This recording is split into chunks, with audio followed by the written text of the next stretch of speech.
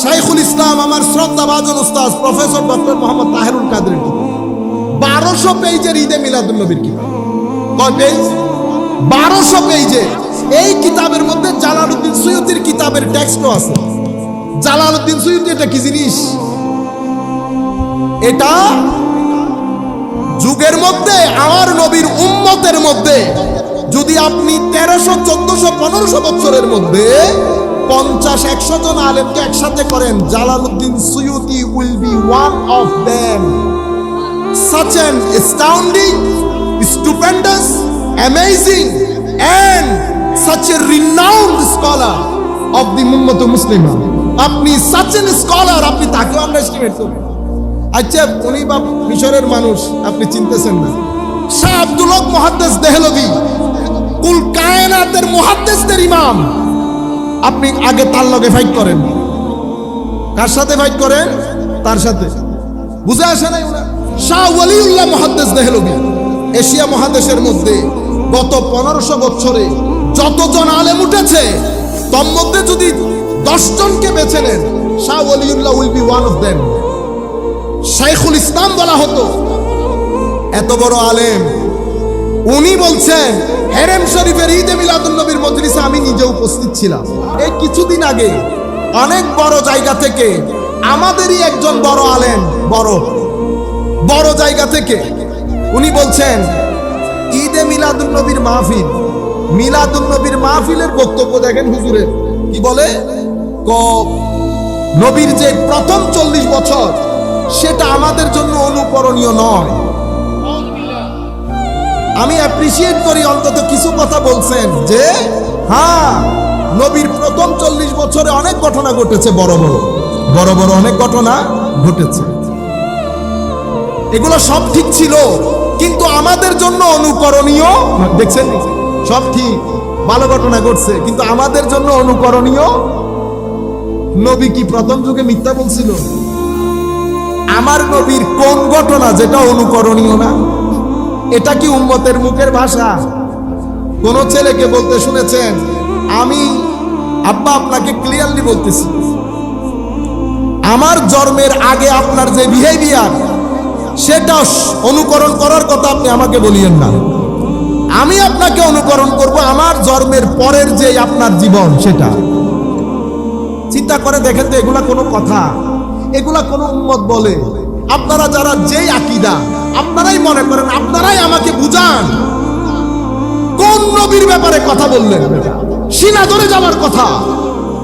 আমার নবী আমার আল্লাহর বান্দা, কোনো সন্দেহ নাই, কিন্তু আমার নবী আল্লাহর বন্ধু, এতেও কোনো সন্দেহ নাই। যদি বন্ধু না হতেন, এটা আপনারা সবসময় শুনেছেন, সমস্ত নবীদের নাম আমার আল্লাহ নেন নাই। আমার নবীর নাম একবার নিলে ইয়া মোহাম্মদ বললে গুনাহ হইতো। আল্লাহ তো মালিকুল মুলক, কেন নিলেন না কোরআনে পাকের মধ্যে? আমি প্রশ্ন ছেড়ে দিয়েছি, আপনারা নিজেদেরকে গিয়ে বাসায় জিজ্ঞেস করবেন। এটা আমার নবীর বন্ধুত্বের দাম দিয়েছেন আমার আল্লাহ। এটাকে বলে শানে মাহবুবিয়তে মুস্তাফা সাল্লাল্লাহু আলাইহি ওয়াসাল্লাম। আপনি দেখেন আজান কেন দেন বলেন তো? নামাজের জন্য। নামাজ কার জন্য পড়া হয়? আল্লাহর জন্য।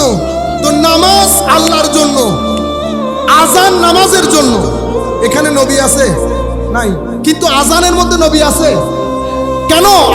আপনি নিজেকে জিজ্ঞেস করেন নাই কোনোদিন যে আজান নামাজের জন্য, নামাজ আল্লাহর জন্য, এর ওই জায়গার মধ্যে আশহাদু আন্না মুহাম্মাদার রাসূলুল্লাহ। আচ্ছা, এতটুকুন বুঝছি।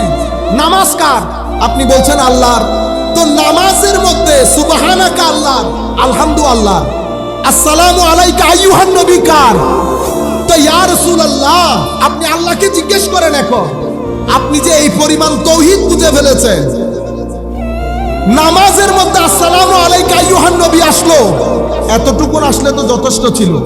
আবার আল্লাহুম্মা সাল্লি আলা মুহাম্মদ, আবার ওয়া আলা আলি মুহাম্মদ। আপনি কি আল্লাহকে শিয়া বলবেন? আপনারা আমার নবীর মাহবুবিয়ত, আমার নবী আল্লাহর কোন পর্যায়ের বন্ধু সেটা বোঝার চেষ্টা করেন। নামাজ আল্লাহ, সেই নামাজের মধ্যে আমার নবীর উপর দরুদ পড়তে বলা হচ্ছে, নবীর উপর দরুদ পড়তে বলা হয়েছে। নামাজের মধ্যেও আমার আল্লাহ আমার নবীকে ছাড়েন না। শুধু নবীকে না, আমার আল্লাহ হেদায়েতের যারা ব্র্যান্ড অ্যাম্বাসেডর, নবী, আলে ভাই, সাহাবী এবং ওলি, আল্লাহ সবাইকে সালাম দিয়েছেন নামাজের ভিতরে। আপনি ওলির কথা বলে লাফ দিয়ে উঠেন, আপনি আল্লাহকে জিজ্ঞেস করেন না, আল্লাহ নামাজ তো আপনার। ওয়ালা যিকরুল্লাহি আকবার, আকিমিস সালাহ লিযিকরি, আমার জিকিরের জন্য নামাজ। কিন্তু সেই নামাজের মধ্যে আসসালামু আলাইনা ওয়া আলা ইবাদিল্লাহিস সালেহিন, কারা সালেহিন? নবিয়্যিন, সিদ্দিকিন, শুহাদা, সালেহিন। আপনারা বুঝতে পেরেছেন? নামাজের মধ্যেও আল্লাহ আমার নবীকে রেখেছেন। কখনো আপনারা পড়ার সময় মাথায় আসে না জিনিসগুলা? আচ্ছা, কোরআনে পাকের মধ্যে আল্লাহ বলছেন সৃষ্টির মধ্যে হেন কোন সৃষ্টি নাই যেই সৃষ্টি তার ভাষায় আল্লাহর ইবাদত করে না। সৃষ্টির মধ্যে হেন কোন সৃষ্টি নাই। ওয়ামা মিন দাব্বাহ, অথবা আল্লাহ রাব্বুল আলামিন বলেছেন যে সৃষ্টির মধ্যে পাখি বলেন, গাছপালা, নদী, প্রত্যেক কিছু, ওয়ালাকিন লা তাফকাহুনা তাসবিহাহুম, কিন্তু তোমরা তাদের তাসবিহ, তাদের সালাত তোমরা বুঝতে পারো না। আচ্ছা, এটা তো বুঝলাম যে আল্লাহ আল্লাহ হিসেবে, সৃষ্টি হিসেবে সবাই আল্লাহকে চেনে এবং আল্লাহর ইবাদত করে, এটা তো বুঝলাম। আসেন নবীর ব্যাপারে, নবীকে চিনে কিনা? আমার নবী এখনো নবুয়তের প্রকাশ করে নাই। কি করে নাই? নবুয়তের প্রকাশ করে নাই। প্রথম 40 বছর যখন আমার আল্লাহ আমার নবীর ব্র্যান্ড তৈরি করছিলেন, কি তৈরি করছে? আর বেকুব বলে কি 40 বছর পরে নবী হয়েছে। আরে না, এটা বললেন, দলিল যুক্তির দরকার হয় না, সব কথা যুক্তি দিয়ে বুঝতে হয় না। আমার নবী প্রথম 40 বছরে আল্লাহ ব্র্যান্ড তৈরি করেছেন, ব্র্যান্ড। কারণ ব্র্যান্ড যদি তৈরি না হয় তাহলে প্রোডাক্ট সেল করতে পারবেন। জিনিসগুলা যদিও সুন্দর হচ্ছে না, নবীর শানের সাথে যাচ্ছে না, আমি জাস্ট বোঝানোর জন্য বলছি। নকলে কুফর না বাস। আমার নবী সাল্লাল্লাহু আলাইহি ওয়াসাল্লাম যেই রাস্তা দিয়ে যেতেন, আমার নবী বলছে গাছ পাথর সবাই আমাকে সালাম দিত। আমি সেই পাথরকে এখনো চিনি, যেই পাথর আমার নবুয়তের প্রকাশের আগে আমাকে সালাম দিত, সেই পাথর এখনো আমি চিনি। তাইলে পাথর আল্লাহর ইবাদতও করে, নবীকে সালামও দেয়। আপনারা বুঝতে পেরেছেন? নবুয়ত প্রকাশ হলো, আমার নবী উহুদের পাহাড়ে উঠলেন। পাহাড় জড় পদার্থ না জীব পদার্থ? বলেন। জড় পদার্থ, নির্জীব, জীবন নাই। কিন্তু আমার নবী বলছে এটা উহুদের পাহাড়, এ আমাদেরকে ভালোবাসে, আমরা উহুদকে ভালোবাসি। ভালো কে বাসে?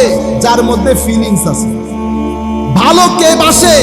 যেই বুঝতে পারে কাকে ভালোবাসতে হবে, যার মধ্যে বিবেক বুদ্ধি সবকিছু কাজ করে। পাহাড়ের কি বিবেক আছে? বিবেক নাই।